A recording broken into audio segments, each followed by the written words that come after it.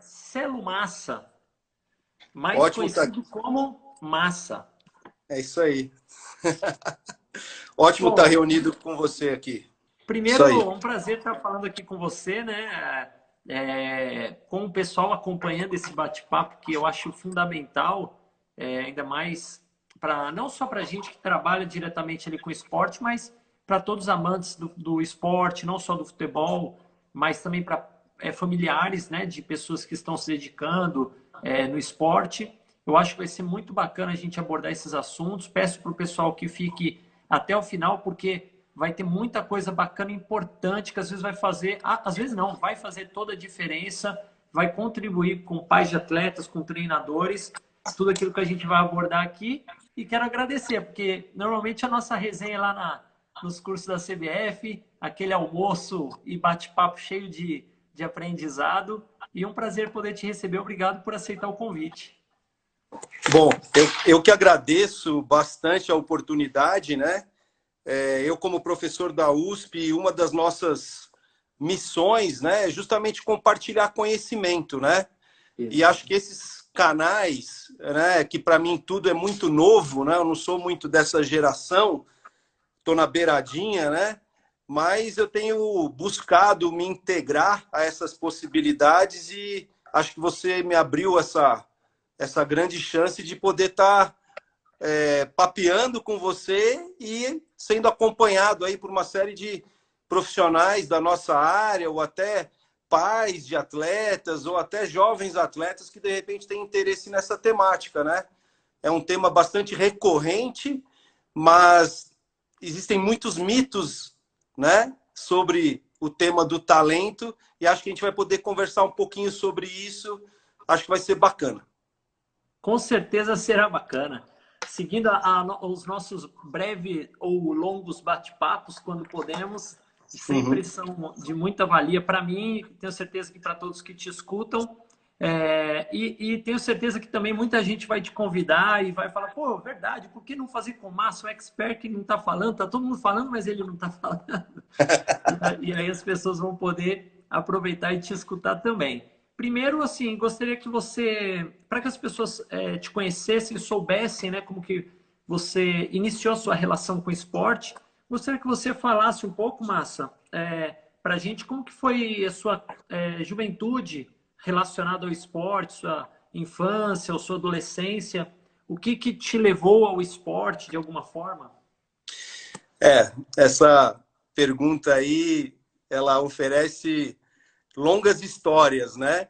Mas vou tentar aqui resumir, ao mesmo tempo dando oportunidade das pessoas conhecerem a gente melhor, né? Beleza. Eu sou de São Paulo, capital, né? E minha mãe era porteira de um colégio e meus pais não tiveram estudos, né? Mas eu tive a grande oportunidade, né? Porque como minha mãe era funcionária desse colégio,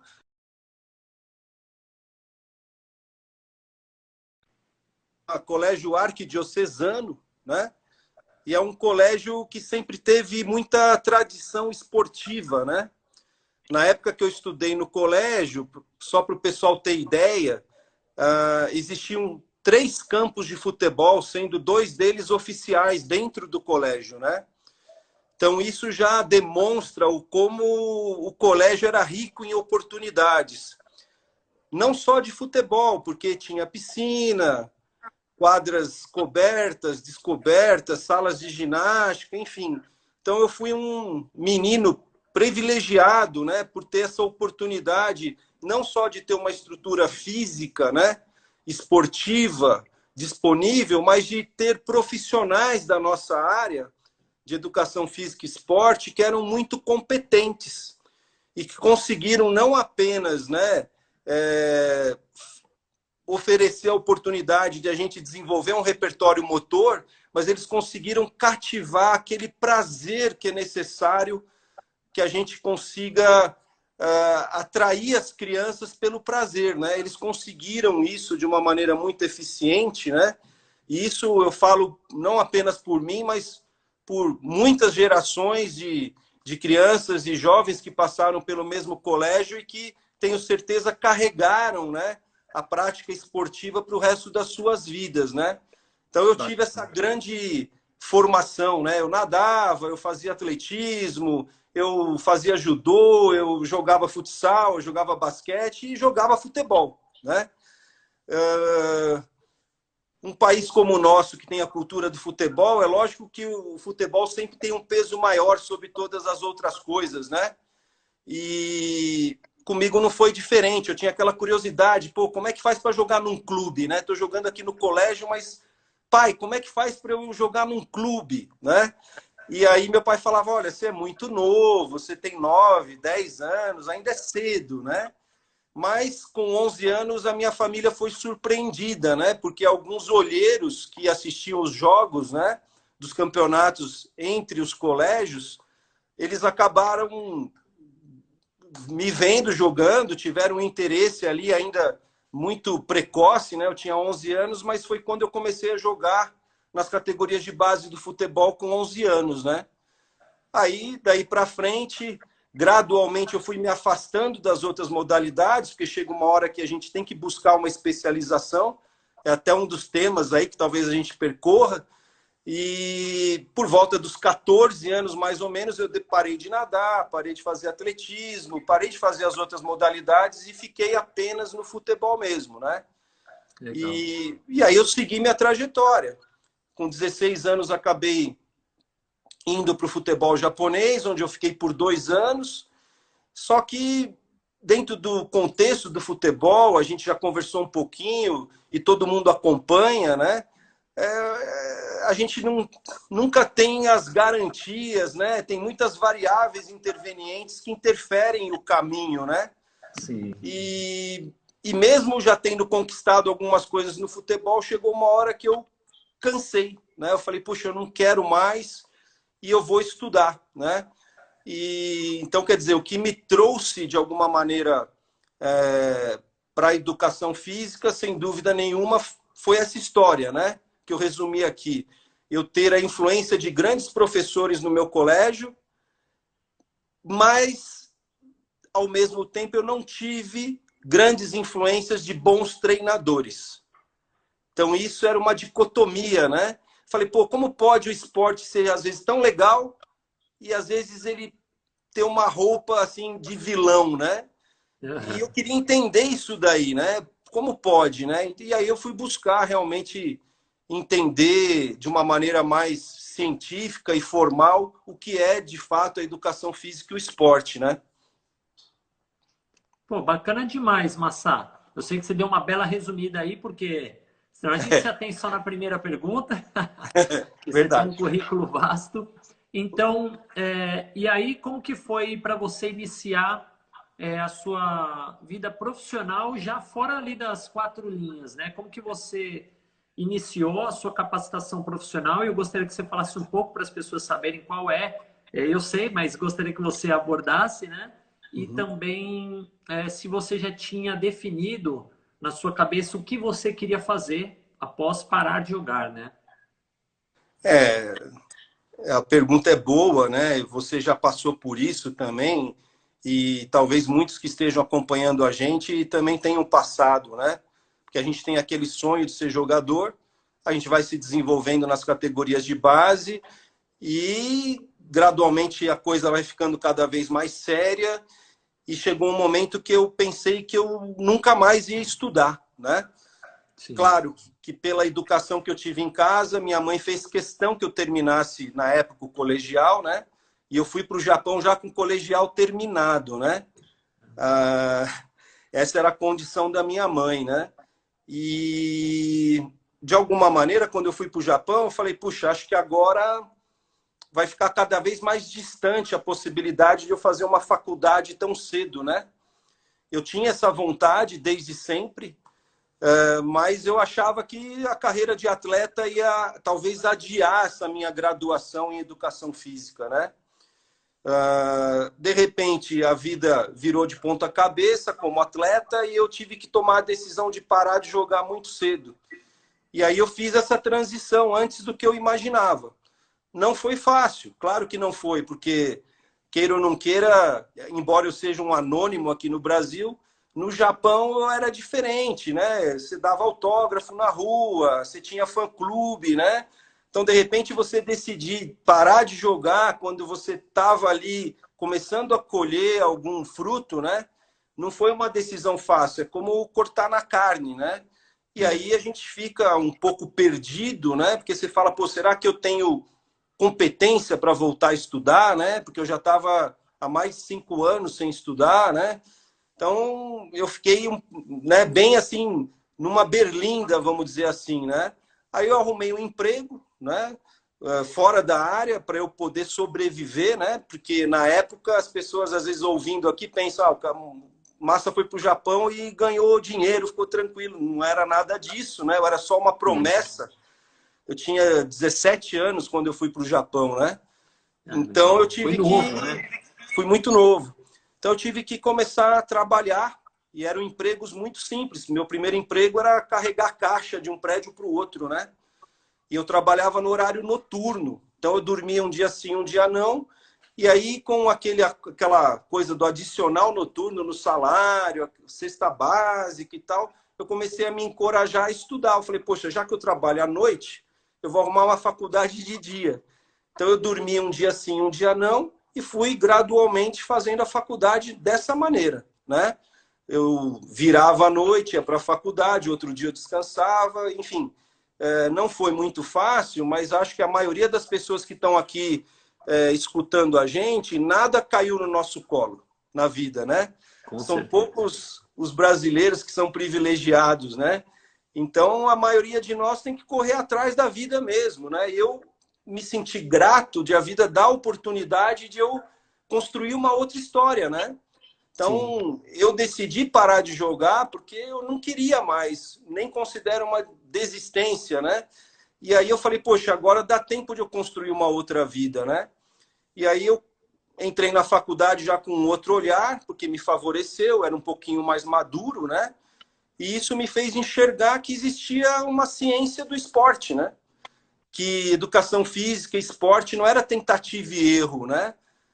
Que existia todo um corpo de conhecimento, que existia toda uma fundamentação científica, tanto nacional quanto internacional, que dão respaldo para a nossa prática. E aí eu comecei a ver os contrastes, né? Por que eu gostava tanto dos meus professores do colégio e por que muitos treinadores deixaram muito a desejar, né? E isso foi me provocando muito durante a graduação, porque cada aula que eu tinha era uma descoberta que me fazia passar bem ou passar mal, porque eu falei, meu, fizeram um monte de coisa errada comigo também, né? E aí Exatamente. a temática do talento, obviamente, me atraiu, que eu vi, né? A maioria das pessoas que de repente também estão aqui acompanhando a nossa conversa, viveram esse contexto das categorias de base e tenho certeza que conviveram com muitos possíveis talentos, né? Não Com estou me certeza. referindo a mim especificamente, mas eu cansei de ver excelentes jogadores na base e que não chegaram, né? Então, essa questão me provocava muito. E eu falei, poxa, acho que se eu começar a estudar a fundo esse assunto, lá na frente eu vou poder contribuir com as novas gerações de crianças e adolescentes de uma maneira diferente, né? Oferecendo um ambiente melhor do que o ambiente que nós recebemos quando éramos crianças e adolescentes. Então, a melhor maneira que eu encontrei de fazer isso foi pesquisando, né? Publicando artigos falando sobre o assunto e formando novos treinadores e novos professores, que é o que eu faço hoje, né? Então, a resposta é longa, mas eu fiz a graduação em Educação Física, aí depois eu descobri que existia a parte científica, aí eu fiz o mestrado em Educação Física, já trabalhando com a temática do talento. Depois eu fiz o doutorado em Educação Física, também na USP. Eu estudei atletas olímpicos que foram para Atenas, né, na Olimpíada. Depois, ainda na USP, eu fiz a minha livre docência, né? E agora já faz, né, 20 e tantos anos que eu trabalho no ensino superior. Fatalmente, talvez alguém que esteja assistindo a gente aqui pode ter sido meu aluno, e eu já mando um abraço para esse pessoal aí também, né? e eu tenho esse grande prazer, né, de estar no ensino superior, de estar contribuindo de alguma maneira com as palestras na CBF, de ter me aproximado aí com uma oportunidade junto à FIFA também. Então, hoje, vamos dizer assim, tem sido um momento muito bacana de poder multiplicar, né, tudo isso que eu busquei nesses últimos 20 anos entre os profissionais que estão sendo formados e que estão indo para o campo, né? Então, isso tem sido muito legal, esse reconhecimento, né? Bom, bacana demais. E enquanto a gente vai falando e você vai falando, eu falei muito para os pais da importância desse bate-papo e estou vendo aqui vários pais de atletas. Tem atleta aqui do Arsenal da Inglaterra, né, da categoria de base, está aqui participando. Tem atleta dos Estados Unidos, né, tá o Pedrinho da Inglaterra, tá o Francis, pai de um garoto dos Estados Unidos, lá do Orlando City, tá a Lara Dantas, que joga na seleção, tá o Iomar, pai do Denzel, que é do Sub-17 de São Paulo. Então tem muita gente acompanhando aqui, se a gente for falar o nome de todo mundo, e com certeza vários amigos seus também, e alunos e tudo mais. Isso aí. E com certeza, eu quando parei de jogar, tive um pensamento semelhante, no sentido de oferecer informações suficientes para os garotos que eu não tive, ou que eu tive e que de repente era para ter sido por um outro caminho, ou que dava certo transferir para eles. Então, o fato da gente pensar nesse sentido do conhecimento, de compartilhar esse conhecimento, eu acho que é bacana demais, né? Te parabenizo por isso. E já entrando no tema aqui, para que todo mundo possa aproveitar também, porque esse papo vai ficando cada vez mais longo. Ó, tem gente da Alemanha aí nos acompanhando, Pedrinho pediu um abraço. Legal. E eu vou até ressaltar aqui, fixar o comentário para quem for entrando, enquanto você fala. Vou fixar aqui um comentário no rodapé para as pessoas saberem o assunto. Um abração aí para todo mundo, hein? Legal, Massa. Depois também, e se você tem alguma coisa, fica à vontade, às vezes, para responder alguém ou para comentar alguma coisa, mas mais no final também abre para algumas perguntas. Tá legal. Qual a definição de talento? Essa é a pergunta ouro, né? Vamos dizer assim, né? E aí eu costumo até provocar, fazer uma provocação antes de responder, né? Eu acho bastante curioso, né, que a gente tem uma modalidade esportiva que é o futebol, onde milhões e milhões de reais circulam dentro dessa modalidade, né? Sim. E a gente tem as categorias de base, né, historicamente como sendo aquelas responsáveis por formar as novas gerações de talentos, né? E o que eu acho mais interessante, né, quando eu saio aí Brasil afora conversando sobre esse assunto, né, é que os profissionais da nossa área nunca leram uma linha sequer sobre o que é talento, né? Então, como pode um contingente enorme de profissionais atuando nesse segmento, e óbvio, eu estou generalizando aqui, mas tem exceções, evidentemente, claro, né? Mas, assim, às vezes eu pergunto, mas você já leu pelo menos a definição do dicionário sobre o que é talento? Você já pegou alguma literatura que aprofunde a temática do talento, né? Então, as respostas que eu tenho, infelizmente, né, são muito empobrecedoras desse processo, né? Porque a maioria não buscou esse conhecimento. Então, como é que eu posso trabalhar com jovens se eu não entendo de desenvolvimento de talentos? Né? Então, fazendo um paralelo, quando eu fui colocar meu filho no colégio, eu queria saber qual era a linha daquele colégio e se aquele colégio era capaz de despertar vocações, prazeres e talentos, né? Bons colégios formam pessoas talentosas, né? Por que será que entram mais pessoas de colégios privados nas universidades públicas? Porque a genética deles é melhor? Não.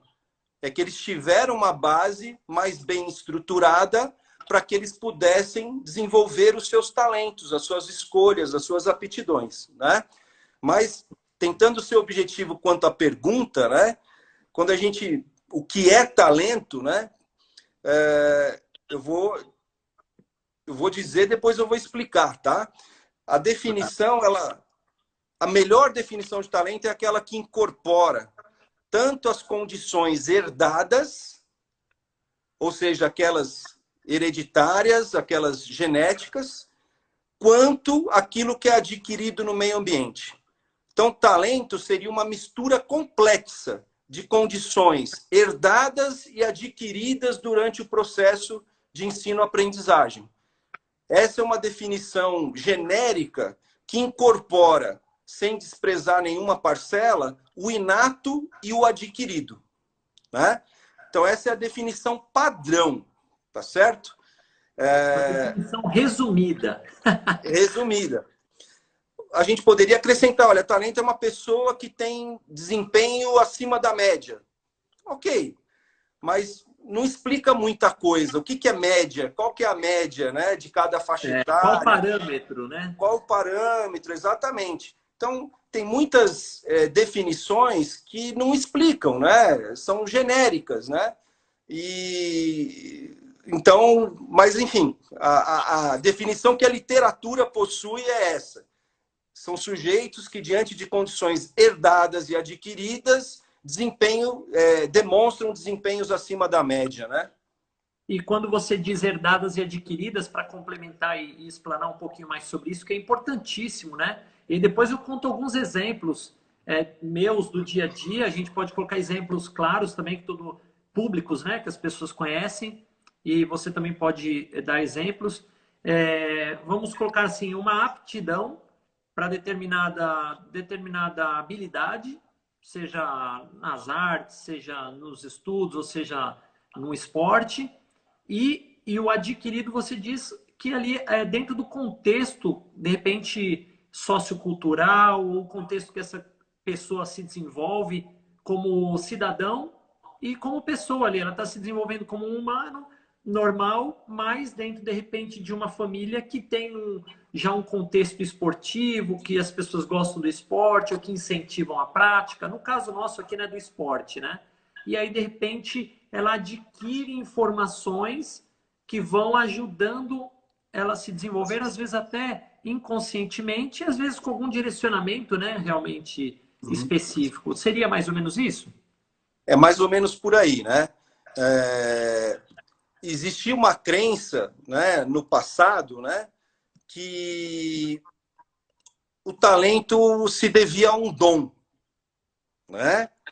Eu ia até colocar essa palavra para você, não coloquei. Ela fatalmente ia aparecer, né? Mas eu prefiro começar a explicação por aí, né? Então, no passado, talento era um dom. Quem nasceu com o dom nasceu, quem não nasceu, não nasceu, né? Hoje eu costumo provocar nas palestras e nos cursos, nas aulas, né, que dizer que talento é um dom é a maneira mais fácil de eu explicar o que é talento quando eu não sei o que é talento. Boa. Tá?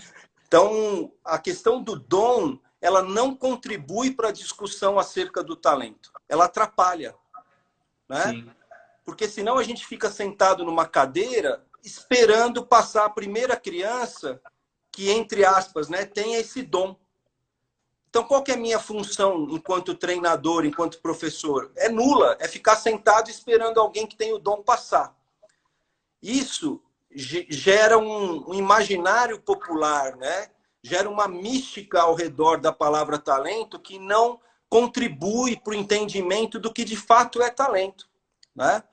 Então, a gente tem que olhar com cautela essas explicações sobre fulano tem o dom, fulano nasceu com o dom. A gente tem que ter muito cuidado com isso. É uma interpretação muito rasa do que é de fato o talento, né? Com o passar do tempo, as pessoas foram começando a descobrir, inclusive na área da ciência, que os altos desempenhos em qualquer tarefa, não só na área motora, são dependentes de um processo de ensino-aprendizagem, que pode se dar por acaso, como você falou. Então, por acaso, o sujeito cresce numa rua que tem influências altamente positivas para ele se desenvolver do ponto de vista motor. É o acaso. Brincadeiras. Isso. Exatamente. Brincadeiras de rua espontâneas sem nenhuma regra, mas que ele vai desenvolvendo um repertório motor super amplo sem ninguém atrapalhar. Né? Não é que E aí, ninguém tá, não é que alguém está ajudando ele a se desenvolver, não está atrapalhando, pelo menos. isso. Então, isso acontece? Pode acontecer. Talvez no passado acontecesse muito mais, porque principalmente hoje nos grandes centros, a gente já não tem toda essa liberdade para brincar na rua, para ficar horas a fio na rua, etc. Né? Então, o talento ele pode surgir por um acaso em ambientes desse tipo, né? Onde você começa a ver a história daquele atleta, você fala, caramba, olha onde ele cresceu, olha as influências que ele tinha, olha as crianças que ele brincava, olha o irmão dele quanto influenciou. Isso é o acaso contribuindo. E existem talentos, e hoje a gente espera isso, que surgem por um motivo. Ou seja, que eles são submetidos a um processo de desenvolvimento que dá uma chance de a gente revelar novos talentos. Então, bons colégios fazem isso e boas categorias de base fazem isso. Por que será que os Estados Unidos são potência olímpica? Porque eles têm, né, uma genética melhor que a nossa? De maneira alguma. Eles têm o quê? Um ambiente mais bem estruturado que promove talentos de uma maneira muito mais eficiente do que o nosso sistema. Então, com certeza. O ambiente hoje em dia, mais do que a gente interpretar como um dom, mais do que a gente interpretar como genética, o ambiente hoje é o maior responsável do processo de desenvolvimento do talento. O dom é descartado para a ciência, a genética a ciência já investigou, mas ela não é autossuficiente para explicar o talento. E o ambiente, nas últimas décadas, cientificamente foi provado que é o maior responsável pela formação das futuras gerações de talentos, né? Por isso o nosso tema hoje é tão importante, porque quem trabalha nas categorias de base, eles são protagonistas desse processo de construção do ambiente, né? Se a gente quer que talento surja por acaso, é só a gente continuar fazendo do jeito que estamos fazendo. Agora, se a gente quiser que talentos surjam por um motivo, a gente tem que começar a focar de uma maneira muito diferente o trabalho das categorias de base, que ainda deixa muito a desejar. Perfeito, Massa. Tem muita, a gente tem que tomar cuidado com algumas figuras de linguagem, algumas expressões que são comuns no nosso cotidiano. Às vezes alguém faz alguma coisa em qualquer área e aí você fala, ó, tem o dom, esse aí tem o dom. E a gente começa a usar, e o dom, na verdade, seria um presente divino, né? Você recebeu uma herança divina que foi ali escolhido para exercer aquilo. E a gente vê ao longo dos anos, eu vivencio isso, você estuda profundamente isso, tem um conhecimento absurdo referente a isso, que a gente vê muitas crianças que em primeiro momento você não vê nem se ela tem aptidão para aquela, no meu caso para o futebol, né? E aí você vê uma outra que já vive um contexto que favorece ela se desenvolver em alguns aspectos, mas que ao passar dos anos, aquela pessoa que a princípio não demonstrava tanta aptidão ou talento para aquilo, ela consegue superar e se desenvolver melhor do que aquela que de repente vai ficar estagnada ou vai regredir por qualquer razão dentro do contexto. E aí eu acho que para exemplificar o que você falou, a gente via muito antes nas ruas a brincadeira, corria, pega-pega, subia em árvore, jogava bola na rua, driblinho, as brincadeiras de infância que você desenvolvia naturalmente. E esses dias eu escutei um profissional de altíssimo nível na preparação física que falou assim para mim, Cris, o meu trabalho com funcional, dentro de clube, com alguns exercícios coordenativos, eles não seriam necessários há 20 anos atrás, 30 anos atrás, porque isso já era desenvolvido naturalmente no contexto. Mas hoje, como esses jovens estão dentro dos condomínios, ou não podem sair na rua por causa do perigo, ou porque estão mais presos à internet, que eles deixam de se desenvolver e a gente precisa colaborar nesse desenvolvimento com algo específico, né? E não mais natural, lúdico, etc. É mais ou menos isso, né, Massa? É exatamente esse o raciocínio, perfeito, né? O que acontece? o talento, né? Como que eu posso dizer aqui para vocês? Vamos imaginar uma situação, fazer um paralelo, uma analogia, né?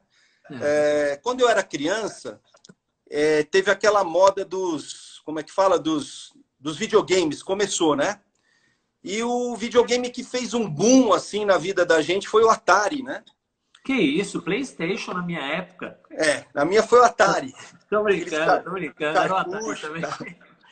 E aí eu lembro que eu não tinha o Atari. Eu não tinha, eu era criança e eu não podia ter o Atari. Meus pais não podiam me dar um brinquedo desse tipo, né? Aí eu ia para casa dos meus amigos e geralmente os joguinhos do Atari tinha 3 vidas, né? E aí quando eu pegava no controle, em 10 segundos eu perdi as 3 vidas, meus amigos, daí o controle, massa, sai, você não sabe jogar, papá. Né? E eu ficava chupando o dedo o dia inteiro no sofá, né? Ou seja, meus amigos eram talentosos e eu não levava jeito para coisa. É isso que a gente faz todos os dias na iniciação esportiva, seja no futebol ou em outra modalidade. Aquelas crianças que chegam na iniciação esportiva com um pouquinho mais de prática, elas tendem a se destacar. Porque nos anos iniciais da infância, 6 meses já faz muita diferença em termos de aprendizagem para uma criança. Uma criança que chega um pouquinho depois, ela já não acompanha. Não porque ela é fraca, não porque ela não leva jeito, não porque ela não tem talento. O que ela ainda não teve foi horas de experiência, horas de aprendizagem. E aí vai ao encontro do que você falou. Por isso que tem criança que aparentemente parece talentosa na iniciação, mas ela não é, ela tem mais tempo de prática. E tem criança que parece que não é, mas ela se desenvolve com o passar do tempo. E aí é importante a gente já frisar algo aqui, tá? Claro. Pessoas talentosas, a regra, elas levam tempo para se desenvolver. Então, a maioria das trajetórias de atletas talentosos, em qualquer modalidade e também em outras profissões, isso leva tempo para se desenvolver. Ah, mas eu conheço não sei quem. Tá, isso é uma exceção. A gente está falando da regra. A regra é que talento demora muitos anos para se desenvolver. O próprio Einstein, ele era medíocre nos anos iniciais da escola e ele se tornou o Einstein. Né? O próprio Michael Jordan, ele teve problemas na sua iniciação no basquetebol e se tornou o Michael Jordan. Foi excluído do time da escola, não jogava. Isso. O próprio Cafu, todo mundo conhece a história dele. Né? O Neuer, goleiro, se você pegar o vídeo dele jogando futsal, ninguém diria que ele se tornaria o goleiro Neuer. Né? Então tem N exemplos, né, de que talento leva muito tempo para se desenvolver. E aí eu acrescento, a especialização esportiva precoce é a maior inimiga do desenvolvimento do talento. Com certeza, com certeza. Que bom que você está falando isso, Massá. Né? Então, voltando no videogame, depois eu descolei um videogame ali no mercado paralelo, ali minha mãe descolou um de segunda mão e eu comecei a jogar na minha casa, comecei a treinar e não falei nada para meus amigos. Quando eles me chamaram para a casa deles novamente, eu sentei no sofá e não perdi mais. Aí eles ficavam me cutucando, pô, Massa, não vai perder, não vai perder, não vai perder. Enfim, eu não era ruim, eu não tinha tempo de prática, né? Isso faz muita diferença na iniciação esportiva, né? Então, acho que isso vai aí dentro do que você havia comentado agora há pouco, né?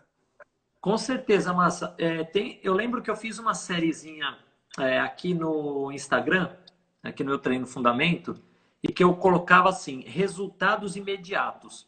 E aí eu mostrava um atleta que chegava numa sessão de treino comigo, mostrei isso, atleta de seleção brasileira e atleta novinho, de 9, 10 anos, e aí eu tentava 1, 2 vezes ali no vídeo, e aí eu dava alguma informação e aí dava certo, né?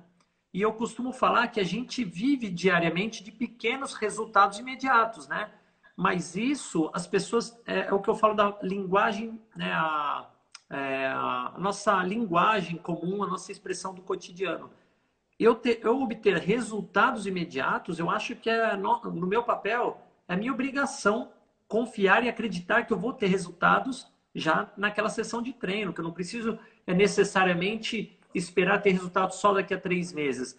Mas os resultados permanentes, e aí eu uso a palavra transformação, ela nunca é a curto prazo. Então, assim, eu vou dar um exemplo. Chega um atleta, eu tive a oportunidade de treinar, por exemplo, a Fabi da seleção lateral direita, e ela nunca tinha treinado falta, uma talentosíssima. A Fabi joga demais, cheio de conquistas na carreira, e a Fabi nunca tinha treinado falta. E ela treinou, fez algumas repetições, eu já publiquei algumas vezes esse vídeo, e aí eu falei para ela, ó, faz assim assado. Ela começou a acertar a cobrança de falta, e no próprio vídeo ela olha para falar para mim, né, que eu estava perto da gravação ali da câmera, e fala, ó, todas as vezes que eu bati na bola, as 3 que eu fiz o que você falou, deu certo. Ali o resultado, para um atleta que já está mais maduro, ele é um pouco mais rápido no sentido de detalhes que você corrige, como você foi atleta. Eu também recebi informações que às vezes, eu lembro que eu recebi uma vez como lateral uma informação só, que nunca mais ninguém falou, que foi o Gilberto Costa falou algo para mim na Portuguesa Santista, que aquilo mudou meu jeito de cruzar, por exemplo. E aquilo ali produziu algum efeito, algum resultado. Mas coube a mim e cabe a esses atletas o comprometimento para continuar treinando, para continuar buscando esse desenvolvimento, para que esses resultados sejam maiores. Né? Eu bati 10, não acertava nenhuma. Agora, em uma dica, eu bati 10, acertei 2. Mas eu vou buscar uma excelência, eu vou continuar me dedicando, treinando, para que a transformação e esse desenvolvimento, né, ele seja com maiores resultados, e resultados que vão realmente me fazer diferente dos demais. E às vezes eu vejo atletas que chegam para mim, fazem 2, 3 treinos, e o pai fala, pô, tá dando resultado legal, meu filho já, pô, no primeiro jogo lá ele colocou em prática aquele detalhezinho. Aí já se acomoda, não treina mais, volta daqui a 6 meses, 1 ano, tá pior do que quando recebeu aquela informação, porque Exato. não houve esse processo de desenvolvimento e de Sim. transformação. Ele se ateve a um resultado, achou que aquilo estava bom, não teve Sim. o comprometimento. E só para encerrar essa parte, para passar a bola para você, o Falcão falou isso aqui, o Falcão do futsal, no Eu Treino Fundamento, ele falou assim, eu fazia muitas coisas com a bola, mas eu tive o compromisso, e tenho até hoje, porque ele estava encerrando a carreira ainda, tenho até hoje o compromisso de fazer o treino dos fundamentos, a repetição que é adequada, não a de qualquer jeito, para que eu possa me manter produzindo e sempre evoluindo. Então, se o Falcão, melhor de todos os tempos, falou do comprometimento, ele fala, ele até usa essa expressão, eu tinha o talento, as pessoas falavam, ele é diferente, mas eu tive que me dedicar, ele fala, eu tive que ter o compromisso para me dedicar e treinar, né? Perfeito, é isso mesmo. Acho que essas ilustrações, né, com figuras aí conhecidas, né, de todos nós, acho que são muito bem-vindas, porque elas tornam concretas as teorias que a gente está defendendo aqui, né? Então, tem muitos exemplos assim que acho que ajuda muito, né, para que a gente não fique só ali na parte conceitual, né?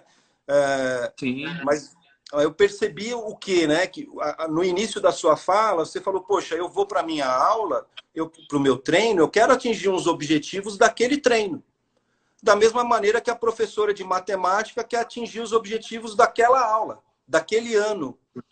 O problema é quando a gente quer atingir objetivos da base toda já na primeira categoria, né? Esse é o problema. Quais são os conteúdos de cada categoria? Qual é o conteúdo mínimo que eu preciso ter no sub-10 para eu chegar no sub-12, né? E assim sucessivamente. Falta esse currículo claro, falta um encadeamento dessas atividades, né? Para que esses objetivos, esses resultados sejam monitorados passo a passo, como qualquer colégio faz, né? Então, um clube sério teria que ter essa organização. Da mesma maneira, um colégio sério, ele não fica mudando de professor todo ano, senão desconstrói todo o encadeamento do colégio, né? Só que a gente na base faz isso, né? O professor, o treinador, ele tem uma rotatividade muito grande. Então, é óbvio que isso não vai dar certo a longo prazo. Então, a gente tem um problema sério aí na base por conta desses conteúdos, desses objetivos que precisam ser atingidos em cada etapa. E aí, eu costumo dizer que hoje o talento é um sobrevivente de um processo, às vezes, inadequado, onde muitos ficam pelo caminho, não por culpa deles, mas pelo processo que eles são submetidos, e às vezes chega alguém que é um sobrevivente, às vezes não era nem o melhor, mas é o que ficou lá e chegou, né? Então a gente tem esse problema, né? Outra coisa que você falou, que eu queria frisar novamente, você deu os exemplos do Falcão treinando, da Fabi treinando, né? Quem mais? Acho que eu mencionei só os dois agora. Perfeito. Porque veja como o dom atrapalha essa percepção por parte das famílias e também por parte das crianças, né? Parece que a gente gostou muito, né, daquela malemolência do brasileiro. Ah, eu sou talentoso, eu não preciso treinar. Não é verdade isso, a gente precisa desmistificar isso. Sim, com certeza. Até os atletas que passavam essa imagem, eles treinavam muito na vida real, né? Com certeza. Então você deu alguns exemplos. Poxa, o Oscar do basquete, ele ficava bravo quando chamavam ele de Monsanto. Ele falava, meu, eu não sou Monsanto, eu treino muito. Não é nenhum presente divino, não. Né? O Rogério Ceni batia quantas... Né? É. Ele falava mão treinada, não é Monsanto. É isso mesmo. Não, o Rogério Ceni, quantas faltas ele cobrava, né? O Ayrton Senna, quanto ele treinava. Então, o talento, ele é produto, de fato, de uma entrega, né? De um comprometimento e, sempre que possível, de bons tutores, de bons treinadores, de bons professores, né? Essa combinação é a melhor, né? A gente ter aí não só a estrutura física adequada, mas a gente ter recursos humanos preparados para trabalhar com criança e adolescente, né? Com certeza, Massa. Esses dias eu escutei o Zico falando, não sei se foi para um canal no YouTube ou para um canal de TV. Um amigo nosso aqui, só um segundo, tá falando, ó, Cristiano Ronaldo é um exemplo, né? O Adriano aqui, né? Então, sem dúvida, ele é um exemplo sensacional, porque ele conseguiu, com muita dedicação, né, levar o futebol dele para um nível, né, vamos dizer, e com longevidade, né? Com certeza. Então, quantos anos o Cristiano está se mantendo, né? Então, ele é um bom exemplo. Eu normalmente cito um exemplo de um jogador que eu gosto muito, que é o Neymar. Gosto muito mesmo, sou fã dele. Ele com a bola no pé tem um repertório assim que é absurdo, porque aí entra naquele contexto, né? As práticas dele, ele fala o quanto ele brincava dentro de casa, brincava na rua, ia jogar futsal, ia jogar futebol, e ele sempre queria fazer jogadas diferentes. Então ele foi se desenvolvendo dessa forma, principalmente pro drible, né? O que chama mais atenção, embora ele seja bem completo, né? E eu lembro que eu cheguei a vê-lo jogando, ele tinha 14 anos de idade. E eu vi em um jogo beneficente, e aí colocaram ele e já falavam, esse menino aqui vai ser o fera, o fenômeno, não sei o que, tal. E tinham grandes jogadores naquele jogo, Roberto Carlos, bom, agora não vou me recordar todos, e jogadores de seleção, e ele lá. E o Cristiano Ronaldo, eu já vi vídeos dele com a mesma idade. E se você fizer um comparativo do que um vídeo do Neymar com 14 anos e um vídeo do Cristiano Ronaldo com 14 anos, ou do Messi, você vai falar, o Cristiano Ronaldo, esse cara aqui não tem chance com esses aqui, não. Esse Neymar, esse Messi aqui vão ser muito mais jogador do que ele. Só que aí entra todo esse processo que é justamente que você tanto fala, estuda, conhece demais sobre isso, né? Sobre o desenvolvimento. Olha o quanto ele se dedica, o quanto ele quer melhorar, o quanto os amigos relatam, né, que ele quer treinar mais, quer evoluir mais, fica no final do treino, tenta fazer alguma coisa em casa. Às vezes os caras até pedem para ele dar uma acalmada, né, para não exagerar no treinamento. E ele está aí, tantos anos, como o melhor do mundo, né? E você vê, o talento, né, Cris, ele tem, vamos dizer assim, 3 dimensões, tá? Tem uma dimensão que é a dimensão que a gente chama de dimensão física, que é a força, a velocidade, a impulsão, a agilidade, a composição corporal, a dimensão física, que é treinável, mas que tem limites de adaptabilidade genética. Então, historicamente, por exemplo, o Cafu sempre se destacou por ter um VO2 incrível entre os atletas da seleção, né? Poxa, todos eles treinam, mas alguém às vezes se destaca, porque tem uma questão genética envolvida nessa dimensão física, né? O que não significa que sujeitos que não têm o VO2 do Cafu não possam jogar futebol. Claro que podem. Assim como tem jogadores que têm a dimensão da velocidade, né? Como o Bale, por exemplo, né? Isso é uma dimensão física do talento que tem um fundo genético, mas que tem que ser treinado, senão não adianta nada. Só que talento não é só dimensão física. Existe uma dimensão do talento que é a dimensão cognitiva, que é justamente a tomada de decisão, a resolução de problemas, a antecipação, né? Essa dimensão cognitiva, a gente está muito distante de saber trabalhar com ela, infelizmente. A gente hoje sabe trabalhar com a dimensão física do talento, mas a cognitiva a gente está engatinhando, que é justamente assim, como eu construo um processo de formação de talentos no qual eu trabalhe com a dimensão cognitiva para que eu tenha atletas criativos e que saibam resolver problemas do jogo. Hoje em dia, a gente fica esperando que chegue um Neymar já pronto, sabendo resolver os problemas como ele sabia desde criança, né? Porque ele descobriu isso nas brincadeiras dele. Mas e a gente? O que a gente está fazendo nesse ambiente para trabalhar com essa dimensão cognitiva, né? Criatividade, tomada de decisão, resolução de problemas, né? Isso tem que ser um conteúdo da formação. Criatividade se desenvolve. E as pessoas ainda estão achando que criatividade, quem nasceu, nasceu, quem não nasceu, não nasceu. A criatividade também se desenvolve. O futebol é altamente dependente da criatividade.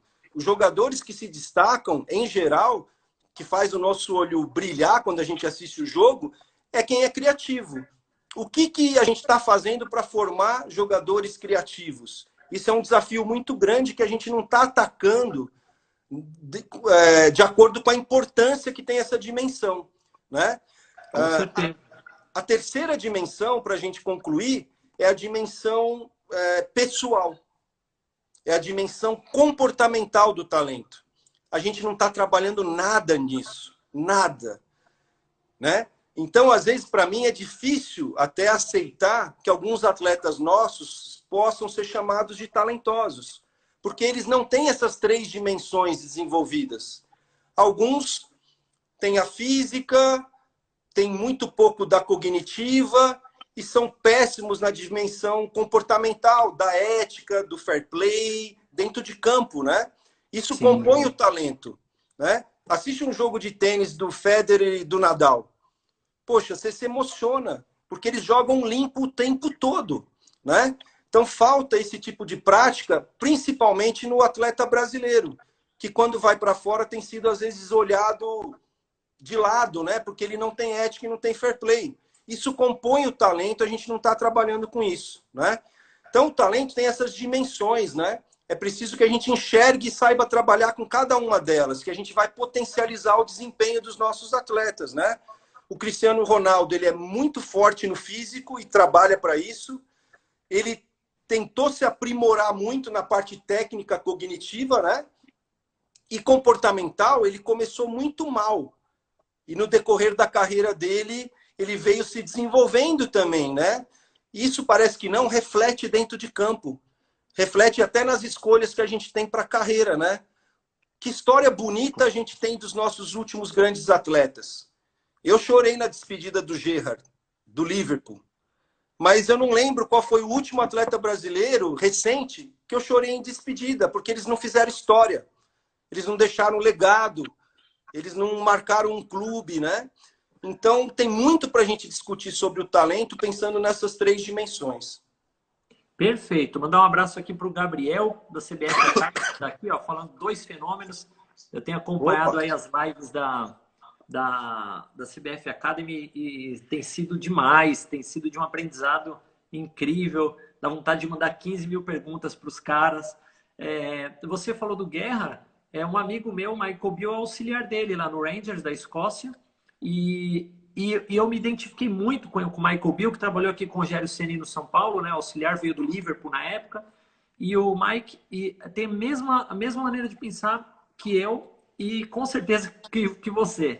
E eu falava assim, Mike, qual que é... Só pegando o gancho que você mencionou ele como jogador, eu falei, Mike, o que você viu aqui no Brasil? Ele falou, Cris, trabalho...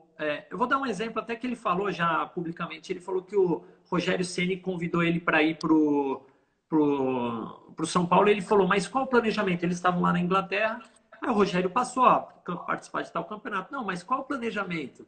Não, participar disso. Não, quero saber o planejamento. Você me apresentar um planejamento de desenvolvimento a médio e longo prazo, eu vou analisar. E aí o Rogério, no dia seguinte, veio com o planejamento, o Rogério muito inteligente, e aí montou todo um planejamento lá, e aí ele aceitou a vinda.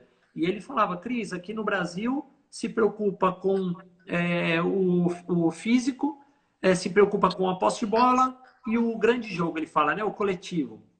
E ele fala, lá não, lá tá até, tem uma moda, ele falou esses dias até para mim, ele falou, é fashion, é uma moda lá, dizer que o atleta faz o trabalho em grupo, técnica, desenvolvimento da técnica em pequenos grupos, depois a técnica coletiva, os campos reduzidos, o grande jogo e 15 minutos por sessão de treino faz o trabalho específico por posição.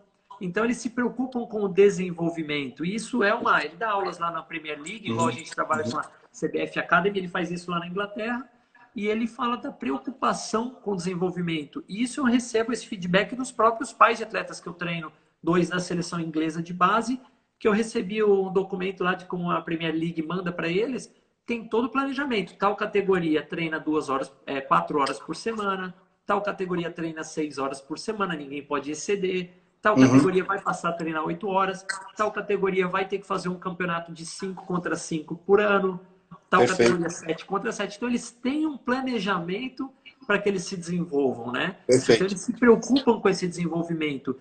E aqui, às vezes, falta no clube isso, porque o treinador da categoria sub-15 não tem o mesmo objetivo que o treinador da sub-11, que o da profissional, cada um com a sua filosofia de jogo, seu método de treino, e aí você não desenvolve, você só está pensando a curto prazo, não é? É bem isso daí, é exatamente isso, né?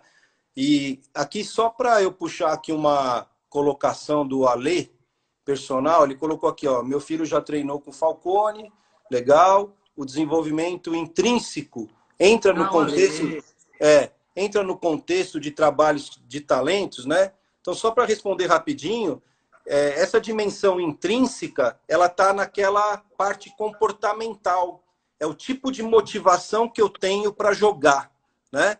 O que me move a jogar, né? São as recompensas extrínsecas ou intrínsecas, né? É uma recompensa de uma medalha que eu vou ganhar ou da fama que eu vou ter, isso é extrínseco, né? Ou é uma recompensa assim, poxa, eu quero evoluir, eu quero melhorar, isso me dá prazer, né? Eu quero contribuir para a minha equipe, né? Eu quero deixar um legado, eu quero superar marcas. Essa dimensão intrínseca da motivação, ela está em falta também, principalmente no jogador de futebol. Né? As outras modalidades aqui no Brasil, eles têm poucas motivações extrínsecas, né? Eles não são tão bem remunerados, enfim, eles não têm o que às vezes um grupo seleto de jogadores de futebol tem, que não são todos também, né? Mas a gente percebe às vezes que os jogadores, principalmente esse grupo seleto, não dá para generalizar, mas alguns são muito movidos à motivação extrínseca. E aí quando eles conquistam o dinheiro, a fama, o carro, etc., eles meio que tiram o pé do acelerador e deixam a carreira declinar muito antes do que seria recomendável para quem investiu tanto tempo e dedicação, né? E deixam de construir uma história super bonita, né? Então, a motivação ela tem interferido muito na carreira dos nossos jogadores de futebol. A carreira deles tem sido curta, né? Muito menos do que poderia. É um direito que cada um tem. Ah, já estou satisfeito, deu para mim, vou parar, né? Mas é tão legal quando você vê Federer e Nadal há todos esses anos jogando, Messi há todos esses anos jogando, Cristiano Ronaldo todos esses anos jogando, né? Então, e às vezes defendendo uma camisa, né? Que você vê que ele tem essa motivação intrínseca, né? Eu acho que a gente precisa conversar muito com as crianças e com as famílias a respeito desse tipo de motivação, né? Isso é algo que está muito pouco trabalhado aqui no Brasil. Com certeza. O Ale é pai do Pedro. O Pedro estava em um clube pequeno, um clube menor, né? Menos tradicional no ano passado. Logo no começo do campeonato já estava como artilheiro do Campeonato Paulista. E aí depois, obviamente, que os clubes chamados grandes, né? começam a sobressair, aí acaba sendo desclassificado, e outros garotos têm mais oportunidades de jogos e conseguem fazer mais gols e passaram ele. Mas o Pedro era isso, o pai dele é um personal, mas ele, como está até aí o perfil dele, mas ele vinha fazer o trabalho técnico comigo. Eu também tenho muita preocupação com o lance da tomada de decisão, da imprevisibilidade. Tem um livro, Os Números do Jogo, né, que tem muitas estatísticas, eles falam que 50% do jogo é acaso. E aí o resto é o que a gente tenta comandar e tenta coordenar, né? Tenta ter Uhum, sob nosso controle. E aí, uhum, normalmente, eu passo um trabalho para os garotos, e aí eu faço assim: ó, o trabalho é esse, vai driblar aqui, um contra um, vai tentar finalizar naquele canto oposto. Eu não falo se vai bater de peito e pé, se vai bater de chapa, se vai bater de bico. Eu primeiro passo aquele trabalho. E para os atletas que vêm fazer o aprimoramento sozinhos, eu também faço isso. Olha, eu quero 10 finalizações naquele canto, depois a gente vai tentar no outro. Mas eu não passo em primeiro momento como fazer. E às vezes alguns pais, quando não me conhecem, que quando conhecem já não interferem muito nesse processo, eles falam assim: Fulano, pô, não pode perder esse gol. Pô, mas ele não está acertando nada. Eu falo: calma, deixa ele buscar a solução. é isso aí. Ah, mas. E já teve pai que falou: pô, mas. E tinha acabado de começar o treino, 5 minutos de treino. Mas você não vai passar para ele como que tem que fazer? Não, não vou passar. Eu quero ver como que ele busca a solução. Como que ele consegue resolver qual é a problemática aqui, né? E aí, claro que aí depois você vem com as informações, caso necessite, porque às vezes ele até vai buscar uma solução e vai atingir aquilo que se espera, né? Massa. Perfeito. Faltam 40 segundos aqui para encerrar, 1 hora, a Uhum. gente vai se alongando. Eu gostaria de ver com você também, você é um cara muito compromissado. Se a gente pode encerrar essa conversa e reiniciar, e para abrir para esse tema final, Vamos, algumas vamos. perguntinhas, se você puder, claro.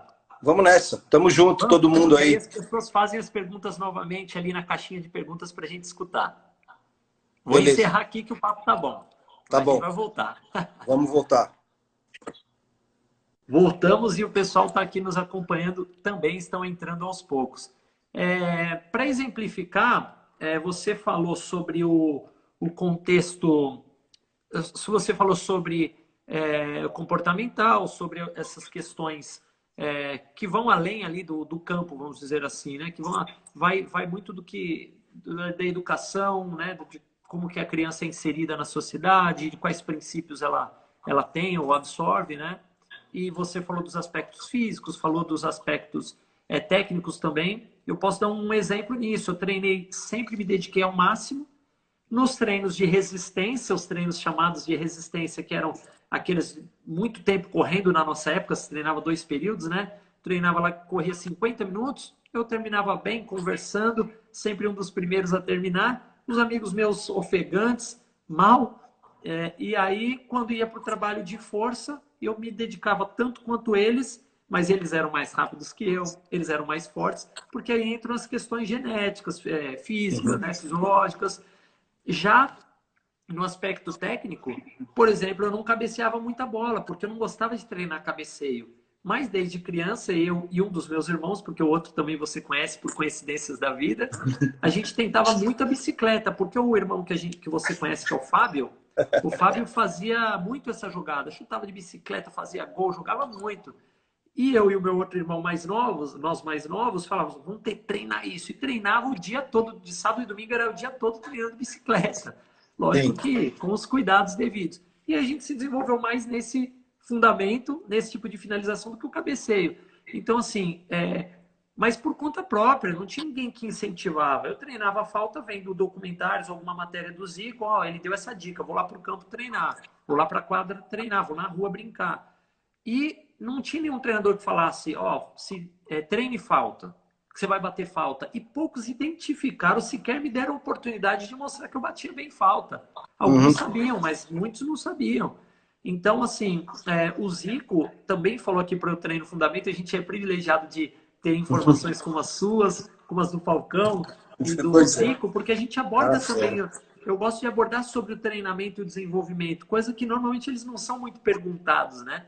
E o Zico falou assim: eu passei a bater falta no profissional. Ele falou isso o ano passado aqui para o canal Pro Eu Treino Fundamento, eu nunca tinha escutado isso. Eu acompanho o Zico há muitos anos.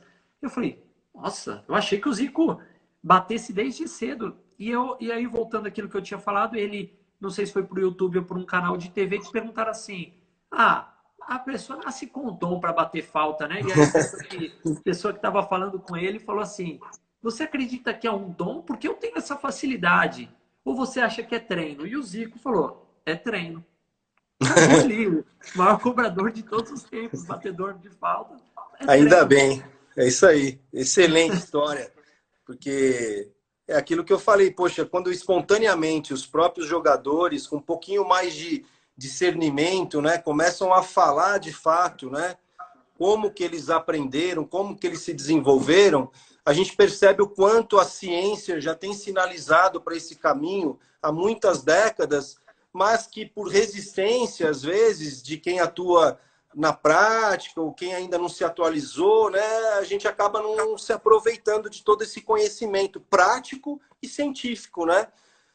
Só para fazer um parênteses, Massa, para não perca o raciocínio, só para fazer um parênteses. Essa conversa com o Zico, pouca gente abre lá no meu canal para ver, tem milhares de views.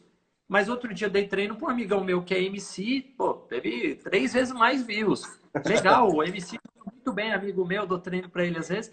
Mas o Zico deixou dicas tão preciosas. Seu Pepe, que jogou com o Pelé, ele fala o quanto eles treinavam. Que quando o Pelé criou a paradinha, ele ficava treinando até escurecer a Vila Belmiro, o roupeiro ficava chamando eles. Ó, gente, tem que ir embora aí, já está escurecendo. E ele, o Pepe, Dorval, o Coutinho, calma, a gente está treinando aqui no campo. E acabavam com o campo lá da Vila Belmiro, de tanto treinar. Mas aí essas pessoas, às vezes os pais, os próprios garotos, não são incentivados, estimulados a assistir e aprender com aqueles caras que conquistaram tudo. Opa, calma aí, esse cara conquistou tudo, vamos ver o que ele tem para me ensinar. E às vezes perde informações preciosas como essas, né? Sim, sim, sem dúvida. Preciso puxar uma pergunta ainda, antes de a gente dar sequência aí na live. Acho que foi a Letícia, não sei se ela continua acompanhando a gente, mas acho que é uma pergunta interessante, que ela perguntou alguma coisa sobre o processo de treinamento, né? De crianças sub-9, sub-7, tá certo? E eu achei a pergunta interessante para a gente levar alguma informação nesse sentido, né? Legal. Qual seria a carga de treinamento semanal? O que eu diria, assim... Ela tá aí. Legal. Se não me engano, ela tá na Alemanha, né, Letícia? Bacana, estou vendo aqui. Eu diria assim, depende muito, né? Criança, até mais ou menos 12 anos de idade, ela tem que ter um trabalho que seja multilateral. Se ela estiver jogando futebol como um fim nele mesmo, não é bom. Todo trabalho nessa iniciação que tem um fim nele próprio não contribui para o desenvolvimento da criança. Só para a gente fazer um paralelo, os atletas olímpicos norte-americanos, isso é dado do Comitê Olímpico Norte-Americano. Antes eles se especializarem na modalidade em que eles se tornaram atletas olímpicos, eles praticaram no mínimo 3 modalidades diferentes. E qual que é a importância disso? Quanto mais modalidades, mais habilidades eu adquiro, mais amplo fica o meu repertório motor e quando eu for me especializar, eu levo esse repertório para dentro da modalidade que eu for me especializar. Então, existe uma falsa ideia de que quanto mais eu treinar na infância, melhor para eu me tornar um atleta talentoso. Isso é um equívoco muito grande. Isso prejudica, é uma armadilha, né? Eu já disse aqui, a especialização precoce ela é uma grande armadilha, né? Então, a criança ela precisa... Exatamente, ela precisa ter experiências múltiplas. Se isso vai ser em escola de futebol, não tem problema. Que tem escola de futebol, que tem bons professores, bons profissionais e que sabem usar o futebol como um meio para desenvolver esse repertório motor. Então, criança de 7, 9, 10 anos, não tem problema se ela gosta e se ela está numa boa escola e se de futebol e se isso é trabalhado como um meio de desenvolver a criança, não tem problema que ela até pratique todo dia, né? mas a gente tem que ter cuidado que a criança também precisa se desenvolver em outras dimensões, né? Então, os pais têm que buscar um equilíbrio. Na minha época, eu lembro, eu fazia 2 vezes por semana uma modalidade e 2 vezes por semana eu fazia outra. E todo semestre eu ia trocando e mantendo uma, né, que eu gostava mais, que era o futebol. Então, isso foi me dando um repertório motor amplo, né? No Clube Pinheiros, aqui em São Paulo, e em muitos outros clubes, a iniciação esportiva começa aos 3 anos de idade e vai até os 11. E eles não especializam em nenhuma modalidade. A criança aprende movimentos de todas as modalidades. Dos 11 para frente é que elas começam a escolher 2 escolas de esporte ou mais para participar. E com 14 anos escolhe uma. Então a gente tem que ter um pouco de cautela, né? A gente não especializa nenhuma criança em medicina na primeira série. Por que a gente vai especializar em futebol? Isso não dá certo. Isso é muito ruim. Perfeito, massa. Eu lembro que para mim foi a mesma coisa. Fui para o tênis, fui para a natação. Eu fui péssimo na natação, mas eu fazia no DEF, que é o Centro Olímpico hoje, né?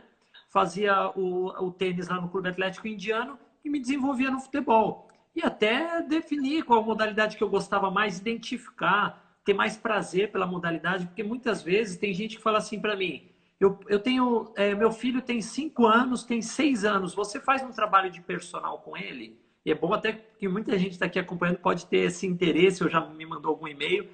Não, não faço. Eu posso fazer uma clínica de futebol, um evento que seja mais lúdico, preparado para essa categoria em grupo, onde tenham brincadeiras com a bola. E aí, conforme vai ficando mais velho, lógico, a gente vai começando a passar mais informações, até que se torne um pouco mais complexo, assim como eu informo as pessoas. Eu falo, mas seu filho, até 7, 8 anos, eu não faço esse trabalho. Com 9, eu vou verificar qual contexto ele está. Não é assim, é uma regra. A todas as crianças com 9, 10 anos eu vou dar treino? Não. Depende do contexto. E aí tem gente que fala, mas meu filho é muito bom, eu quero que ele aprenda os fundamentos. Eu falo, olha, se eu fizer esse treino com o seu filho que você quer, vai ficar muito maçante para a idade dele e ele vai perder simplesmente o interesse pela modalidade. É Eu fui isso. fazer um trabalho com as escolas públicas, Massa, em 2007, me chamaram para fazer trabalho com futebol. Virou até o nome, Oficina de Esportes, mudou. Uhum. Porque eu Ótimo. mesmo falei assim, gente, não é futebol que eles estão precisando. Eram escolas públicas, eu falei, eles precisam de recreação. É Eles isso precisam de aí. esporte, eles precisam de brincadeira, eles precisam de pular corda, eles precisam de pega-pega, eles precisam de amarelinha. Perfeito, Cris. Até porque, né, o que complica muito a interpretação das pessoas, né, é que a especialização precoce, o resultado vem rápido. Então, os pais veem o filho desempenhando e tendo resultado rápido. Então, eles acham isso maravilhoso. A própria criança fica super empolgada e tal. Mas esse resultado que vem rápido, depois ele tende a estabilizar, oscilar e, como você bem alertou, a criança tende até a perder o interesse. A criança, Exato. por outro lado, a criança que passa por essa experiência multilateral, né? Repertório motor amplo, brincadeiras, forma lúdica, resolver problema, criatividade, esse trabalho, o resultado demora para aparecer. Mas, quando aparece, ele se torna, vamos dizer assim, mais sólido e consistente para que a gente possa, de fato, desenvolver o atleta de alto nível. É isso que os pais, e às vezes até alguns treinadores que não estão atualizados, infelizmente não se dão conta, né? Que o trabalho que parece uma brincadeira ingênua, às vezes é o melhor trabalho para formar talento. E aquele que Exatamente. parece ser o melhor para formar talento é a maior armadilha que pode existir, né? Exatamente, exatamente. Ó, o Falcão, até na live, na conversa que eu fiz com ele começou a dar dicas práticas. Era para a gente fazer 2 minutos de conversa com ele, virou 15 e eu encerrei. Porque estava ficando muito longo e eu estava preocupado lá com a hora dele, mas ele se empolgou a dar dicas e ele falando assim, para as crianças, né? Olha, você tem dificuldade em dominar a bola? Põe regrinhas. Joga a bola para o alto, tenta em 6 toques colocar ela no chão. Vai demorar, você vai deixar escapar, daqui a pouco você tenta em 5, pegou o jeito, tenta em 3, e aí vai melhorando. Aí ele começava a falar, 3 que eu acho ideal, você controla a bola. tenta um passe, põe um alvo. Vai errar na primeira, vai errar na segunda, mas tenha paciência. Então, assim, um cara esclarecidíssimo que chegou onde chegou, né? É isso Considerando aí. o de todos os tempos no futsal. Porque esses caras vivenciaram isso. Tem até um pai de atleta que estava por aqui, tem muitas perguntas passando. Daqui a pouco a gente já encerra com as perguntas. E aí eu quero até fazer uma colocação para você, que é o pai do Denzel, é o Viola, né? A gente chama ele o Iomar. E o Denzel hoje está no São Paulo no Sub-17. Eu já tive a oportunidade de falar isso lá na CBF Academy, na última vez, para os treinadores. O Denzel, com 6 para 7 anos de idade, ele não queria entrar nas nossas aulas de futebol na escolinha, na escola de futebol do Santos. Ele ia encontrar o tio, para ir lá para casa, acho que do tio ou da avó, todo sábado, e tinha aula da categoria dele. E ele não entrava. E a gente não forçava. Eu falava, Denzel, hoje vai ser brincadeirinha, vai ser joguinho, quer entrar? E ele, não, tudo bem, ninguém forçava. E aí passava um sábado, outro sábado, ele não queria, não queria. Um dia ele entrou, gostou, brincou, na outra semana acho que não quis de novo, daqui a pouco foi se interessando pela modalidade. Hoje é um atleta do Sub-17 do São Paulo, se desenvolveu. E outros garotos que, teoricamente, a olho nu, você batesse o olho e falasse assim, ó, esse aqui vai jogar muito. Não se desenvolveram, não jogam futebol hoje. Uns jogam, mas estão em clubes menores, que eram, teoricamente, os reservas, né? Os titulares, aliás, ele era a reserva dos garotos. Ele se desenvolveu no tempo adequado, sem pular etapa, né? Com paciência a família teve. E hoje ele está colhendo os frutos. Já treinou com um profissional 2 vezes do São Paulo. E isso que você está falando, Cris, vai ao encontro de toda a literatura científica sobre o processo de desenvolvimento do talento.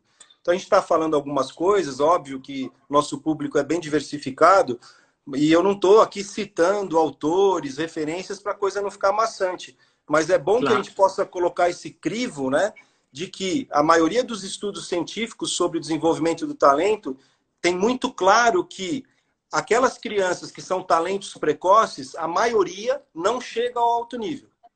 Já aquelas que se desenvolvem com o passar do tempo, são essas que acabam chegando no alto nível, em maioria.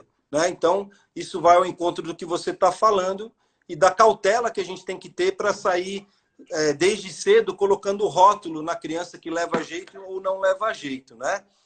Cris, tem um colega nosso aqui fazendo uma pergunta, é o Marcos Amaral 00.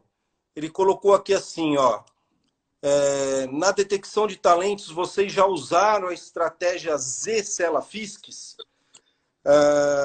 Então, para quem é da área de educação física e esporte, existe uma literatura que na década de 70 e 80 ganhou muita força e que recebeu esse nome de estratégia Z-Cella Fisques. Estratégia Z é um conceito de estatística usado em várias áreas, não só no esporte. E o Cella Fisques, enquanto laboratório de pesquisa, São Caetano do Sul, né, o Cella Fisques é um centro de pesquisa na área de aptidão física e saúde, né? Eles tiveram muito mérito em importar, né, esse conceito estatístico para o esporte. E aí eles começaram a desenvolver o que eles chamaram de estratégia Z-Cella Fisques, que nada mais é uma conta, um cálculo que a gente faz para saber se o sujeito está perto da média ou distante da média populacional. O talento, vamos dizer assim, seria o sujeito que está distante da média populacional. E aí eles chamaram isso de estratégia para identificação de talentos. Isso chegou até a ganhar um prêmio mundial, internacional, né, como uma técnica interessante para identificar talentos, né? Hoje em dia, a gente sabe que, embora esse conhecimento seja muito legal e eu defendo o emprego dele, ele tem limitações importantes, né? Porque ele não identifica verdadeiramente o talento. Ele identifica aptidões de força, de velocidade, de impulsão, de agilidade, entre outras, né? Só que eu ter uma aptidão e eu ser talentoso tem uma distância infinita entre uma coisa e outra. Então, o nome da estratégia dá um peso muito maior do que o que ela pode, de fato, carregar, né? Então, o mérito da estratégia é incrível. Eu trabalho, todos os anos eu faço algum trabalho com estratégia Z. Porém, sem dar peso maior do que o que ela é capaz de alcançar, né? Então, por exemplo, a Hortência, atleta de basquete, se eu não me engano, na adolescência, ela saltava cerca de 10 desvios padrão acima da média populacional das meninas da idade dela. Ou seja, ela tinha uma aptidão incrível para impulsão. E, de repente, por coisas da vida, ela se tornou atleta de basquete. Mas tem uma distância infinita entre eu saltar bem e ser jogador de basquete, né? Ela poderia não ser nada se o ambiente não favorecesse isso, ou ela poderia ter sido atleta de atletismo, ou de handball, ou X, né? Então a estratégia Z é muito legal, eu defendo que ela seja utilizada como uma ferramenta para monitorar o processo, mas não necessariamente diria que ela é capaz de identificar talentos. Perfeito, Márcio. Eu uso um método que eu mesmo desenvolvi, com uma análise minha. Eu não gosto que outras pessoas façam, eu não delego isso em eventos para que pessoas façam, eu prefiro fazer. Em alguns casos pontuais, fiz mais um tempo atrás para que eu tivesse dados, né, para me respaldar, para ter a minha metodologia ali baseada naquilo. E normalmente eu não divulgo, e eu falo isso para treinadores, porque a minha maneira de avaliar, ela é baseada no próprio atleta. Ela não é baseada na idade, ela não é baseada na posição. Porque o que eu quero é que ele atinja números melhores dentro do que ele me apresentou, e não do que a média, teoricamente, apresenta. Então, às vezes, aquele atleta não mostrou tanta qualidade, tanto desenvolvimento em um fundamento específico, então o meu papel vai ser ajudar e contribuir para que ele atinja um nível legal, uma média boa e números melhores no seu índice de acerto, né? Então, eu costumo falar assim, que avaliações ou esse tipo de métricas, não sei se você concorda comigo, elas são úteis quando você tem aqueles dados e quando você sabe que daqui a 6 meses você vai mensurar de novo, você tem um compromisso de se desenvolver nesse período.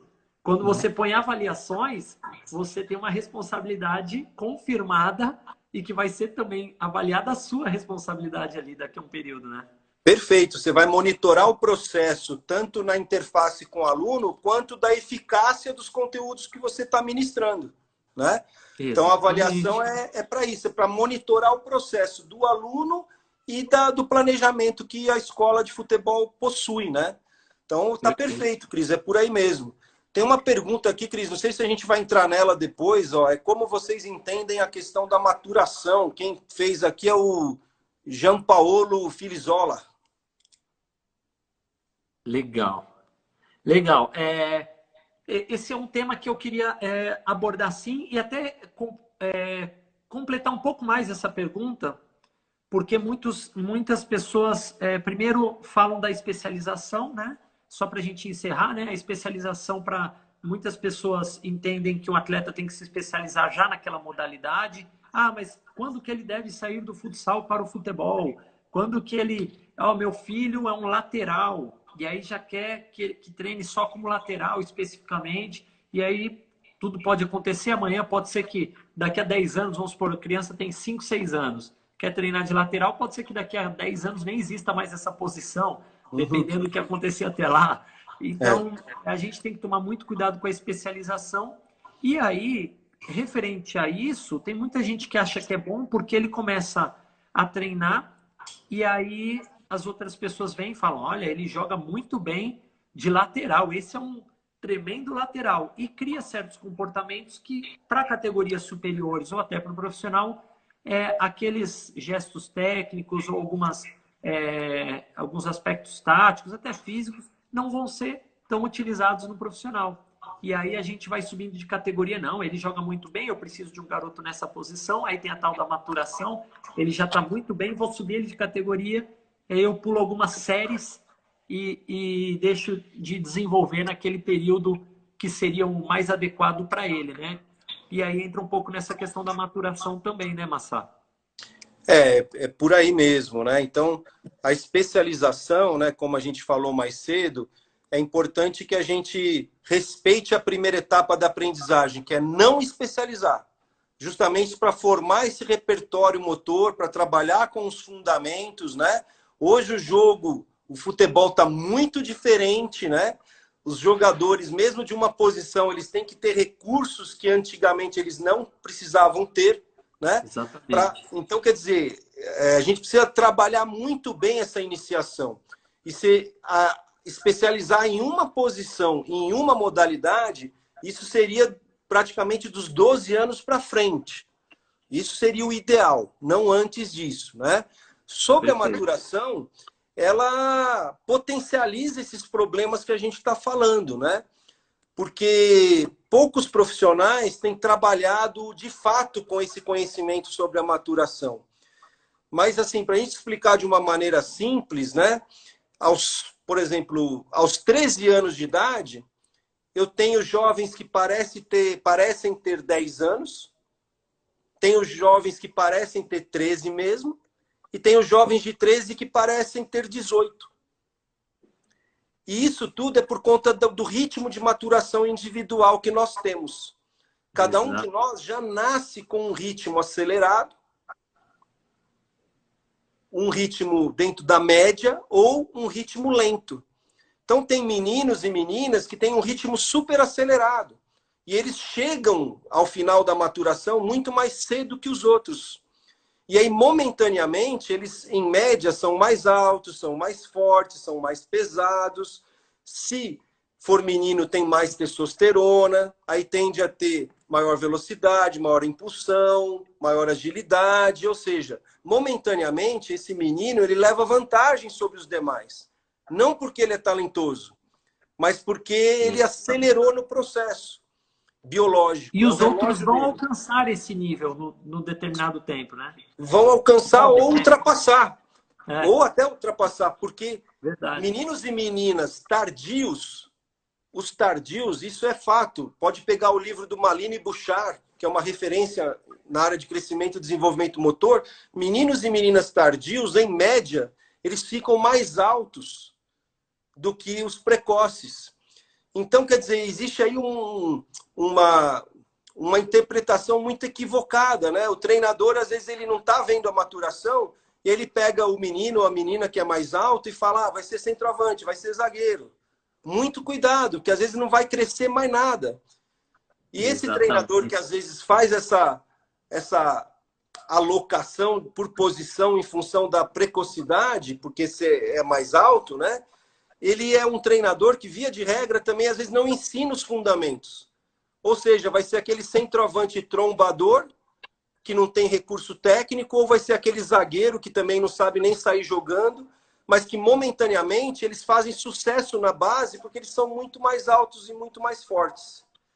Aí passa um tempo, eles não vão ser mais altos, não vão ser mais fortes e não vão ter recurso técnico, vão tirar eles fora. Então isso é o pior que pode acontecer. E isso tudo pode estar ocorrendo por conta de não saber observar a maturação biológica. Perfeito. Esse próprio atleta que eu dei o exemplo aqui, estou vendo vários garotos que eu tenho a oportunidade de treinar. Tem um aqui da Nova Zelândia, que é o Fred, tem o Gabriel, que está aqui no Brasil, que é do Corinthians. Tem vários garotos. Eu dei o exemplo de um garoto do São Paulo, né, o Denzel. Ele tem a maturação tardia. Ele tem 1,90 de altura com 16 anos de idade. Ou seja, hoje ele é muito alto. Há possibilidade de ele crescer mais pelos testes que foram feitos. Hoje é um centroavante. Mas, quando ele começou a treinar comigo ano passado, antes de ir para o São Paulo, um treinador passou um dia lá no campo e falou assim, conheço aquele garoto, treinei ele no Santos. Não, treinei não, vi ele treinando no Santos. Esse rapaz não foi treinador do Santos. Vi ele treinando no Santos. O menino, eu lembro, ele é meio lento, né? Eu falei, não, ele é rápido. E aí ele continuou observando o treino, falou, caramba, meu, como esse menino se desenvolveu? Então, assim, se ele ficasse com aquela primeira imagem, vamos supor que hoje esse mesmo treinador fosse avaliá-lo, ele chega para um teste no clube. Ele tem aquela imagem do menino 6 anos antes e fala assim, poxa, não vai ter espaço para você no meu time, porque logo ele iria pensar o quê? Ele é lento. E ele não vai avaliar o quanto ele se desenvolveu nesse período. Aquela primeira impressão ficou. Ele é lento, para o meu grupo não serve. E perderia a oportunidade de ter um centroavante rápido, ambidestro, habilidoso, que é como ele é hoje. Então, assim, a gente tem que tomar muito cuidado com essas avaliações também precoces, né? Sim. De avaliar que fulano vai ser um fenômeno ou fulano não tem aptidão. E a gente sabe que você vai em uma escola, eu sempre falo isso, vai numa escola de tênis, você vê mais adultos do que crianças lá. Porque eles estão lá aprendendo a jogar tênis, mesmo adultos. E a gente tem uns paradigmas que não aprendeu, não virou jogador, então não aprende mais. Não é assim? É bem por aí. Mas, Oi. não sei se você... Eu queria colocar duas questões importantes para a gente abordar aqui. Ah, Tomando um pouquinho mais seu tempo, você me desculpa que a gente está vamos alongando, junto. o papo tá bom e a galera está também mandando muita pergunta. Qual o papel dos pais, nesse processo de desenvolvimento de um talento? O que mais pode ajudar ou o que mais pode atrapalhar com todo o seu conhecimento? Assim, os principais, porque isso é muito complexo, né? É uma pergunta que tem N fatores aí que podem ser explorados, mas eu tenho algumas coisas que eu vivencio diariamente, que às vezes não contribuem tanto, e eu falo com os pais, né, de uma maneira, cada um de a sua maneira, né? Uns a gente pega um pouco mais firme, outros a gente fala mais na boa, de acordo com o que vai produzir alguma coisa. E tem algumas coisas que são muito bacanas também de parte dos pais, obviamente, né? O incentivo, o estímulo, levar, torcer pelo filho, mas tem alguns aspectos que às vezes são negativos, como expor demais hoje em dia nas redes sociais, meu filho vai ser o futuro da seleção, ou minha filha vai ser o futuro da seleção, porque está se desenvolvendo, é muito bom, é acima da média, já devia estar jogando na categoria de cima. E assim, qual que é o papel do pai, dos pais, dos responsáveis nesse processo? Perfeito. Acho que é uma pergunta também recorrente, invariavelmente em todas as minhas apresentações, né? Sempre vem essa pergunta, mas os pais. Eu falei, gente, legal, vocês estão aqui lamentando, né, o comportamento dos pais, mas o que vocês estão fazendo para interagir com os pais, né, para que eles tenham uma outra postura, uma outra conduta, né? Então você Exatamente. mesmo falou que você vai lá e conversa com o pai, né? Eu sempre gosto de fazer paralelo com o colégio, né? Eu nunca vi nenhum pai invadir a sala de aula de matemática e falar: professora, por que você não faz assim? Professora, por que você não passa meu filho para a série de cima? Ô, professora, meu filho vai ser o Einstein? Ele leva jeito? Não leva.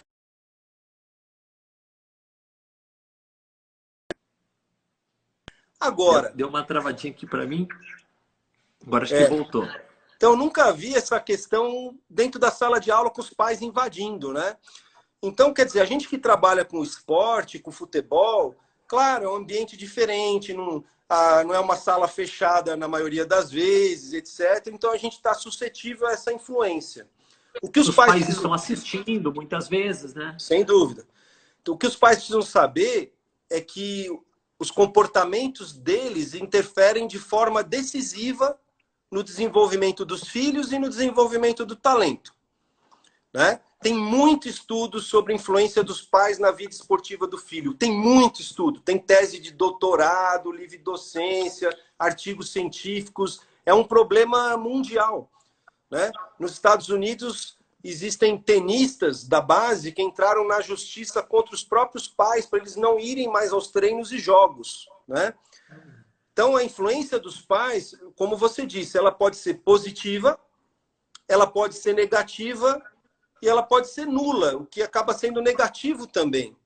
Porque já está provado pela ciência que pessoas talentosas geralmente tiveram pais que souberam dar o apoio na medida certa. Ou seja, a família é um pilar do processo de desenvolvimento do talento. Então, existe um pilar que é a família, existe um outro pilar que é o professor, o treinador, existe um outro pilar que é a proximidade de casa, e existe um outro pilar que são os processos de ensino-aprendizagem. A família é um pilar muito importante nesse processo. O problema é que, às vezes, como você ilustrou, os pais transferem aquela ansiedade, aquela expectativa ou aquela frustração, né? E acabam sobrecarregando muito a criança, acabam, às vezes, até descaracterizando o treinamento que o professor está ministrando, né? Então, quer dizer, eles não acabam exercendo essa função de pilar. Eles acabam justamente destruindo esse pilar. Isso não é bom para o desenvolvimento da criança, né? A família, como você bem disse, não é nem a questão financeira.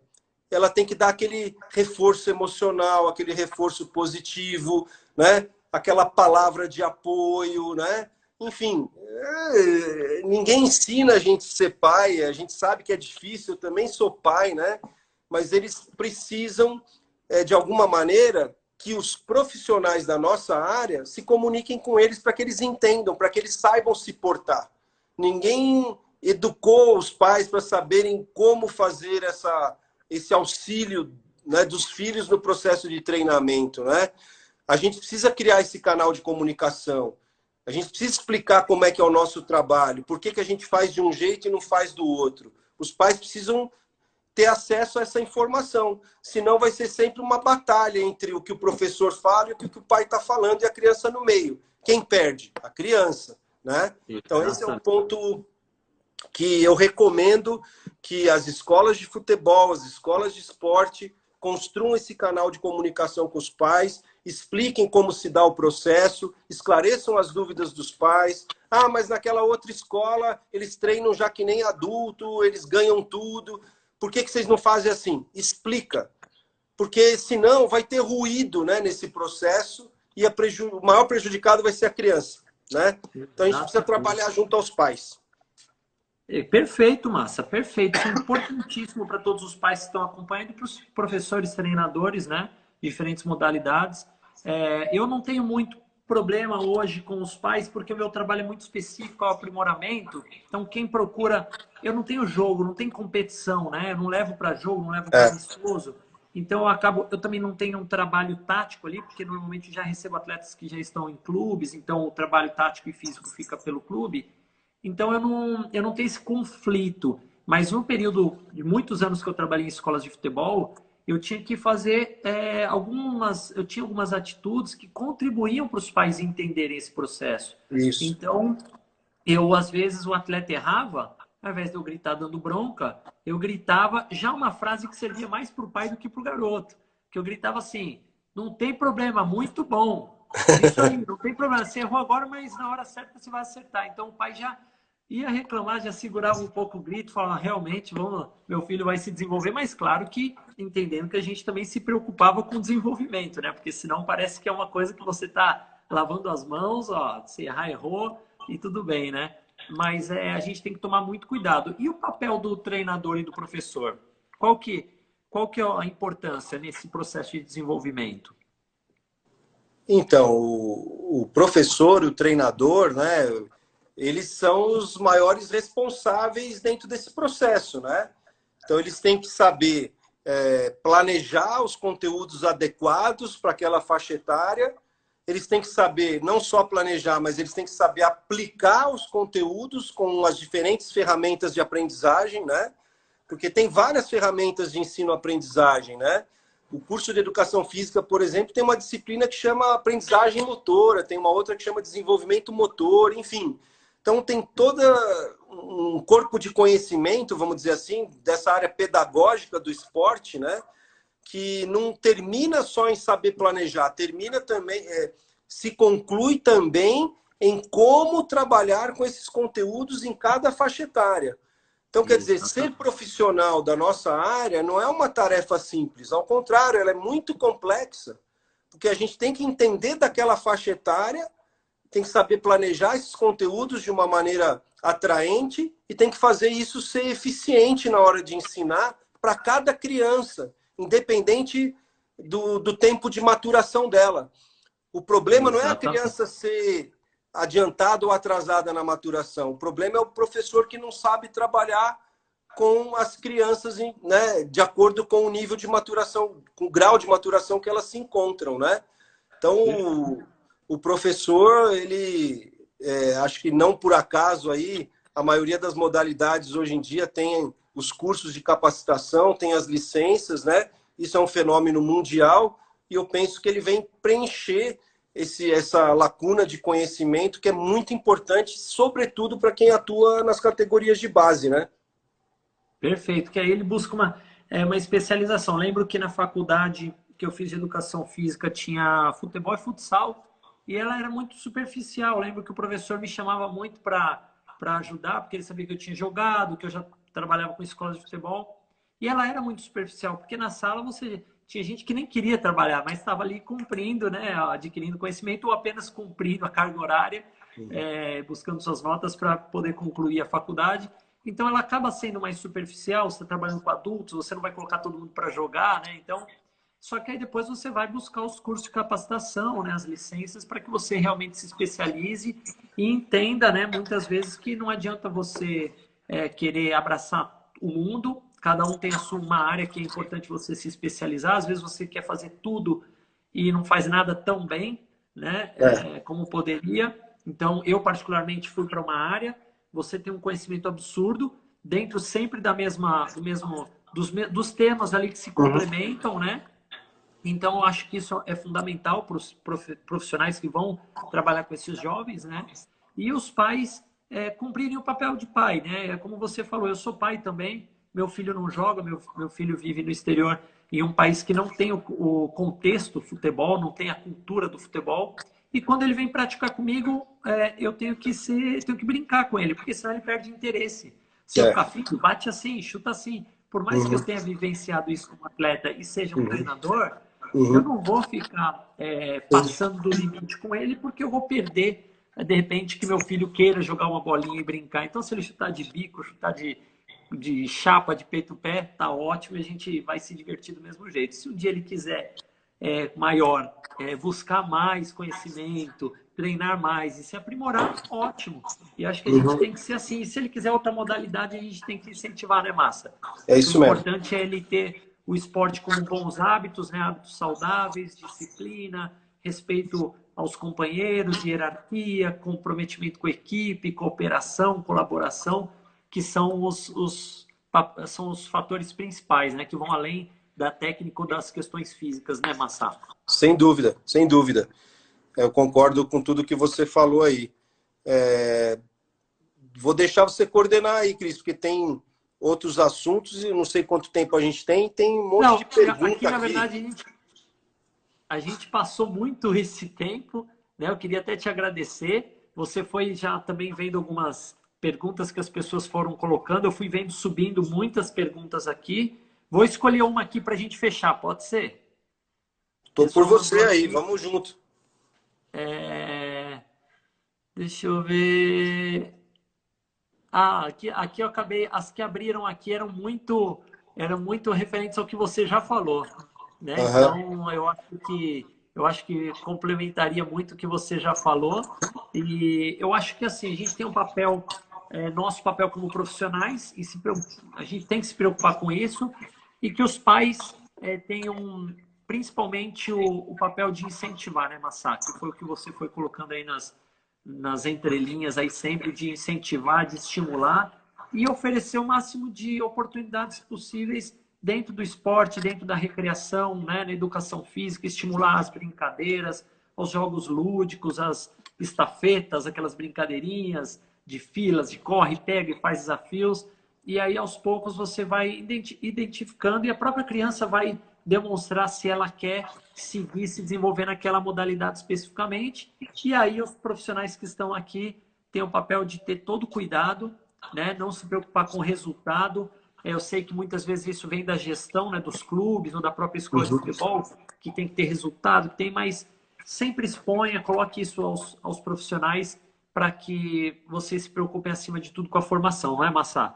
E eu quero agradecer aqui e deixar a palavra final para você e agradecer muito todo esse tempo, que era 1 hora de conversa, virou 1 hora e 40, e as pessoas aqui participando com a gente. Foi bacana demais ver os comentários subindo, as colocações, ou alguém pontuando alguma coisa e perguntando também. Obrigado por transmitir a nós todo esse conhecimento, que é muito grande, precisaria de alguns meses tendo todo dia uma live para absorver um pouquinho da sua experiência, mas você conseguiu colocar de uma linguagem muito didática, né, sem entrar muito na linguagem científica, para que todo o público aqui pudesse entender e a gente pudesse aprender com você. Poxa, eu agradeço bastante mais uma vez, estou à disposição, peço desculpas porque sabemos, né, que não foi possível a gente responder a todas as perguntas que apareceram, né, mas eu penso que aqueles que estão assistindo e que acompanham já a página do Cris e que eventualmente podem começar a acompanhar a minha, a gente sempre está postando informações, né? E ali também é um canal permanente de a gente poder se comunicar, de vocês terem acesso a essas informações que a gente vai disponibilizando, né? Para mim é uma satisfação, é uma maneira de eu, em nome da USP também, estar podendo levar esse conhecimento, né, para fora dos muros, né, da universidade. Então, para mim é sempre muito significativo. A gente pode combinar outras com calma, sem problema algum, né? E é sempre muito legal estar conversando sobre aquilo que não é só nosso trabalho, é nossa paixão também, né? Então, a gente gosta e a gente acaba, de fato, se entregando a tudo aquilo que a gente faz, né? Teve uma última pergunta aqui, Cris, que eu não lembro aqui. Foi alguém que perguntou que tem um filho que fez o teste de dermatoglifia, né? Foi a Jolie, encontrei aqui. Dermatoglifia é uma técnica para identificar determinadas aptidões, né? Guardadas as devidas proporções, seria mais ou menos uma estratégia Z, né? Mas com uma tecnologia maior envolvida, porque você vai colher as digitais e a partir disso, a partir de vários estudos que foram feitos na Rússia, inclusive, de grandes professores brasileiros que fizeram vida acadêmica, mestrado, doutorado na Rússia, voltaram para o Brasil, desenvolveram essas técnicas. Eu acho muito interessante, mas é o mesmo raciocínio, vai identificar determinadas aptidões físicas, não necessariamente vai dizer quem vai ser talentoso, né? Então a gente só precisa ter cuidado, porque às vezes comercialmente se vende a estratégia como sendo o elixir da descoberta dos talentos. Isso não é verdadeiro, né? Talento é muito complexo. E aí, para finalizar, né, Cris, eu diria assim, uma frase que eu gosto: as pessoas são talentosas por motivos diferentes. Cafu, lateral direito, totalmente diferente do Daniel Alves, ambos talentosos. Messi, totalmente diferente do Cristiano Ronaldo, que é diferente do Neymar, todos talentosos. Nadal, totalmente diferente do Federer, todos talentosos. Se a gente for para o basquete, a gente vai encontrar vários exemplos assim também. Ou seja, não tem receita de bolo para o talento. O que tem é trabalho, profissionais dedicados, famílias atuando junto aos filhos e os filhos também comprometidos aí com a dedicação, né? Então, é isso aí, pessoal. Muito obrigado aí a todos vocês aí por terem aguentado a gente conversando até agora aqui. Não, bacana demais, Massa. Se dependesse do pessoal aí, tô vendo o pessoal colocando live sensacional, melhor live sobre futebol, melhor aula. Pô, bacana demais. A gente nunca vai encontrar uma perfeição, mesmo no profissional. Eu falo que o profissional até o final da carreira sempre vai continuar se dedicando. A gente vê coisas que o Messi pode melhorar, que o Cristiano Ronaldo pode melhorar, mesmo eles estando no topo. E um tem uma característica, outro tem outra. Eles podem realizar o mesmo treino, mas um vai desenvolver de uma forma, outro de outra. E assim, acredito que seja com os novinhos também, né? E de uma maneira, a grosso modo, para os pais, é sempre ressaltar que o seu filho ele pode hoje estar se destacando, tem jogado bem, tem assimilado legal os exercícios que são propostos, mas continue incentivando para que ele sempre esteja estimulado, sempre de maneira positiva, sadia, apenas com palavras positivas para que ele se desenvolva, para que lá na frente ele entenda que ele sempre vai se desenvolver e que ele tenha os pés no chão para não achar que sabe tudo, né? Chegou o ponto que já está bem e que agora pode acomodar, porque senão esse processo vai ser interrompido, né, Massa? Perfeito. Tamo junto, pessoal. Obrigado, gente. Obrigado mais uma vez, Massa. Sigam o Massa. Para quem acompanha o meu treino fundamento e ainda não segue o Massa, vê as últimas publicações. Essa live vai ficar até amanhã salva nos stores, se você quiser compartilhar com seus amigos. E nas últimas postagens tem o perfil do Massa para vocês clicarem lá, seguirem o Massa e acompanhar essa fera que compartilhou com a gente tanto conhecimento. Obrigadão, Massa. Obrigado. Boa noite para vocês aí. Tamo junto, pessoal. Vamos se falando. Abraço. Grande abraço a todos. Obrigado, gente. Fiquem com Deus. Valeu, e não deixem de acompanhar o nosso trabalho aí, tá bom? Um grande abraço. Abração.